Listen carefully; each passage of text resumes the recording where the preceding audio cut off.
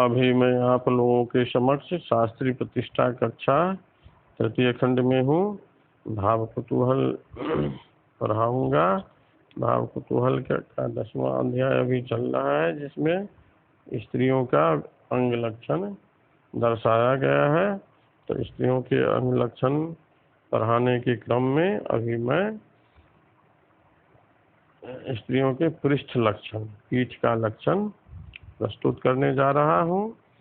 तो सौशिरेणातिभुग्नेन वीणतेन च दुःखिता सरलो मांसलो जस्याः पृष्ठवंशः समुन्नतः सा पत्युरनुभद्राख्या मुक्तालङ्कारमण्डिता अतिप्रिया सुशीला च वडालीभिः समावृता। जस्याः पृष्ठवंशः सशिरेणातिभुग्नेन विनतेन च दुःखिता सरलो मांसलः समुन्नतः सा पत्युरनुभद्राख्या मुक्तालङ्कारमण्डिता अतिप्रिया सुशीला च वडालीभिः समावृता भवति। जस्याः स्त्रियः पृष्ठभागे सशिरे नातिभुग्नेन पृष्ठभागे शिरायुक्तः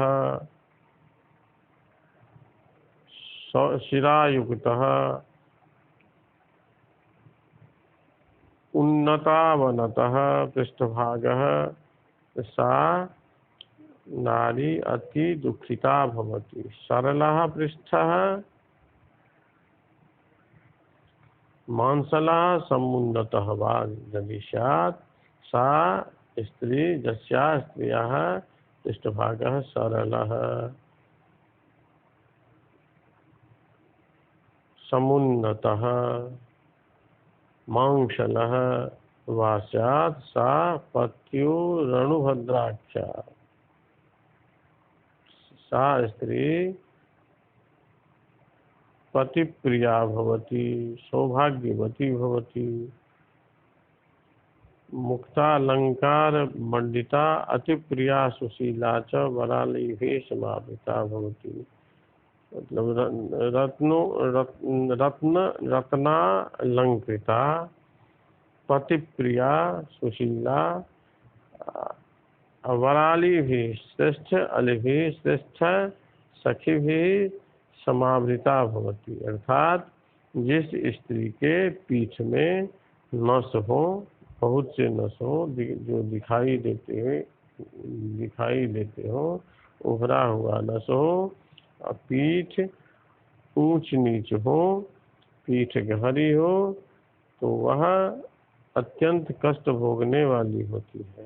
तथा जिसका पीठ सरल हो, मांसल हो, सुंदर हो, उन्नत हो, उभरा हुआ हो, देखने में सुंदर हो, तो वह सौभाग्यवती पत्युरनुभद्राख्या पति को अत्यंत सुख देने वाली मुक्तालंकार मंडिता मुक्तामणि इत्यादि रत्नों से अलंकृत अति प्रिया अत्यंत पति का अति प्रिया सुशीला सुंदरशीला निता और श्रेष्ठ सखी भी श्रेष्ठ सखियों से समन्वित होती है। अब आगे के श्लोक में कंठ लक्षण कहा गया है, ग्रीवा लक्षण।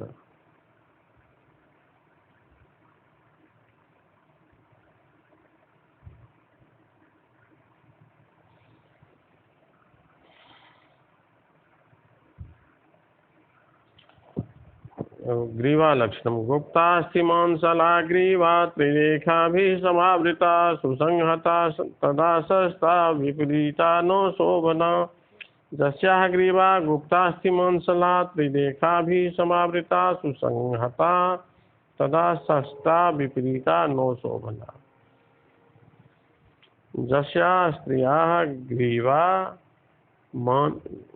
मांसला पुष्टा त्रिरेखा भी समन्विता सुदर्शना ग्रीवा सुदर्शना स्यात् सा शुभ फलदायिका सा नारी सौभाग्यवती होती है। यस्या ग्रीवा यस्या वक्रा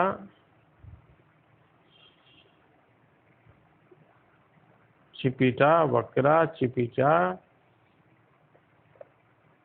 स्थूला भाष्यात सा अनिष्ट फलदा होती। सा नारी दुख युक्ता भवती। जिस स्त्री की ग्रीवा, जिस स्त्री का गर्दन मांस युक्त, पुष्ट और 3 रेखाओं से युक्त देखने में अत्यंत सुंदर हो, तो वह शुभ फल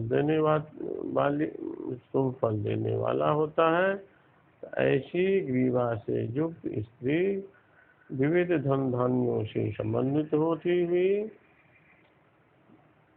सौभाग्यवती होती है। और इसके विपरीत यदि ग्रीवा हो, टेढ़ी मेढ़ी हो, हड्डियों के गले में नसें उभरी हुई हो, हड्डियां दिखाई दे, और नाप में 4 अंगुल से छोटा हो, तो ऐसा गर्दन अनिष्ट फल देने वाला होता है। इस तरह के गर्दन से युक्त स्त्री दुख भोगने वाली होती है। स्थूलग्रीवा धवत्यक्ता।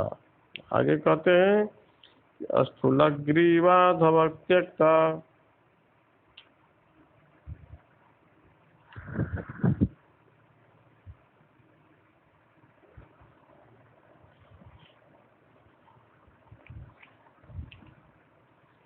स्थूलग्रीवा धवत्यक्ता रक्तग्रीवा च दासिका अति औपतिचिपिता ग्रीवा लघुग्रीवार्थ वर्जिता। स्थूलग्रीवा जस्या ग्रीवा स्थूला सा धवत्यक्ता पति परित्यक्ता भवति।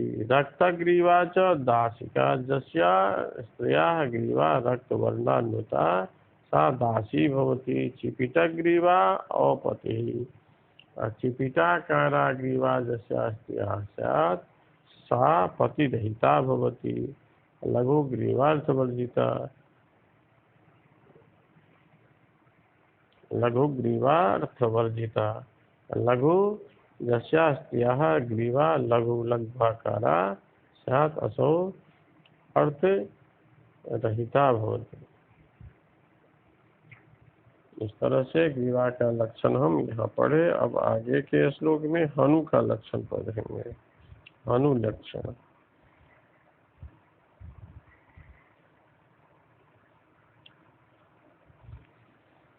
सुघना कोमला जस्या निर्लोमा च हनुः शुभा लोमशा कुटिला लग्भी चाति स्थूला न शोभना। जस्याः हनुः सुघना कोमला निर्लोमा च शुभा लोमशा कुटिला लघु चाति स्थूला नो शोभना। जिस स्त्री का जस्या स्त्रियाः हनुः सुघना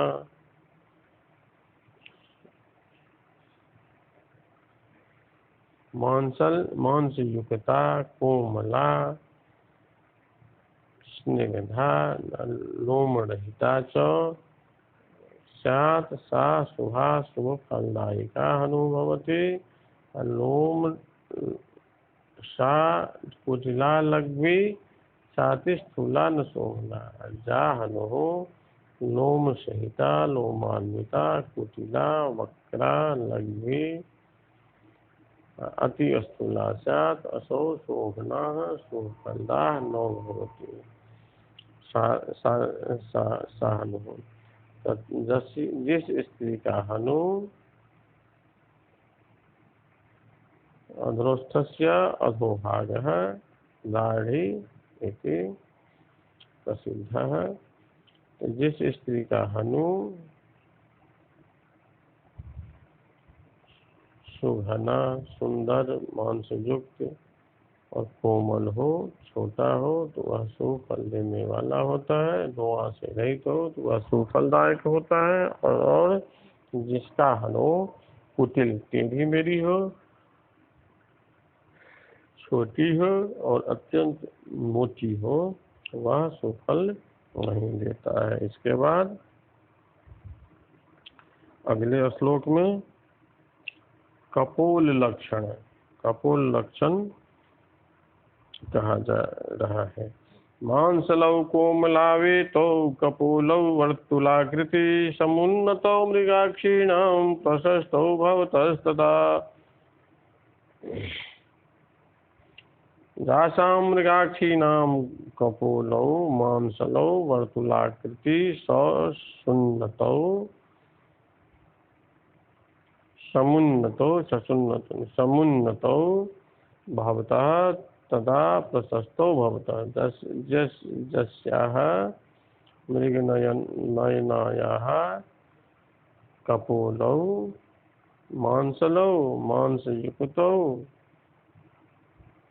स्निग्धौ निर्मलौ वर्तुलाकारो पूर्णचंद्र इव वर्तुलाकारो उन्नतौ च स्यात् सा श्रेष्ठा,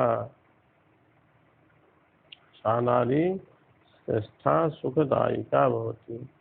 अर्थात जिस मृगनयनी का दोनों कपोल, दोनों गाल मांस युक्त, सुंदर, निर्मल, गोलाकार और चंद्रमा की तरह गोलाकार और उन्नत हो, वह कपोल उस स्त्री को सुख देने वाला होता है।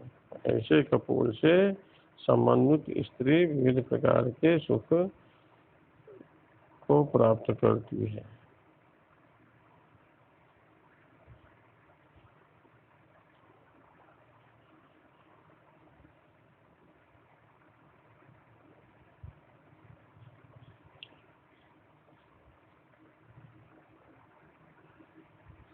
आगे का श्लोक है निर्मांसौ पुरुषाकारो रोमसौ कुटिलाकृति सीमंतिनीनाम अशुभौ दौर्भाग्य परिवर्धकौ। सीमंतिनीनाम कपोलौ निर्मांसौ पुरुषाकारो रोमज्ञौ कुटिलाकृति तदा अशुभौ दौर्भाग्य परिवर्धकौ भवतः।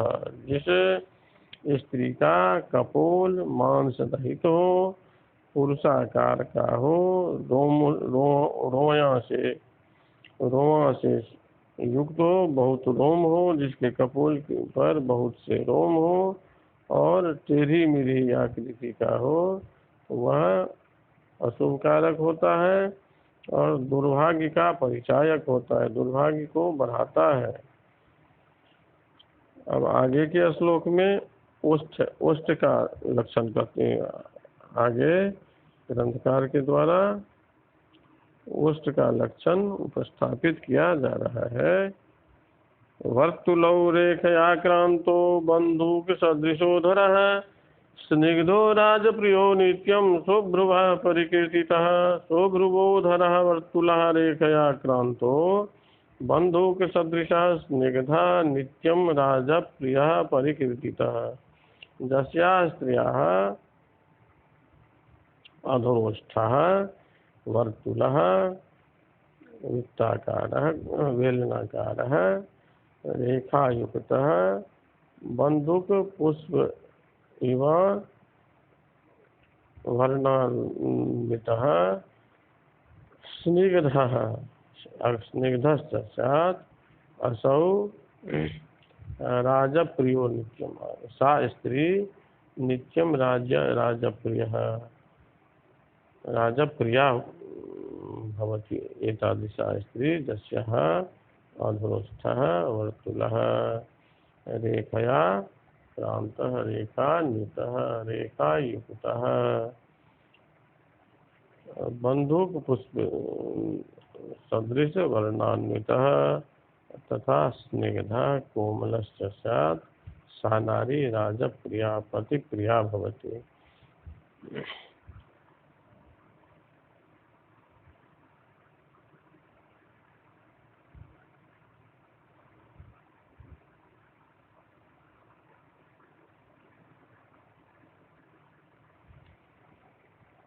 प्रलम्बः पुरुषाकारः स्फुटितो मांसवर्जितः दौर्भाग्यजनको ज्ञेयः कृष्णो वैधव्यसूचकः। जस्याः नार्याः अधोष्ठः प्रलम्बः पुरुषाकारः स्फुटितः मांसवर्जितः दौर्भाग्यजनकः ज्ञेयः कृष्णो वैधव्यसूचकः। जिस स्त्री का अधरोष्ठ प्रलम्ब लंबा हो, पुरुषाकार का हो, फटा हुआ हो, मांसहीन हो, पतला हो तो भाग्य नष्ट करता है, दुर्भाग्य का जनक होता है। और कृष्णो वैधव्य सूचक, कृष्ण वर्ण का ओष्ठ वैधव्य सूचक होता है। जिसका ओष्ठ कृष्ण वर्ण का हो वह विधवा होती है। इस तरह से बहुत से अंग लक्षण यहाँ पर हम लोग पढ़े हैं और इसके साथ यह पाठ समाप्त हो रहा है। यहाँ पर कहीं कोई जिज्ञासा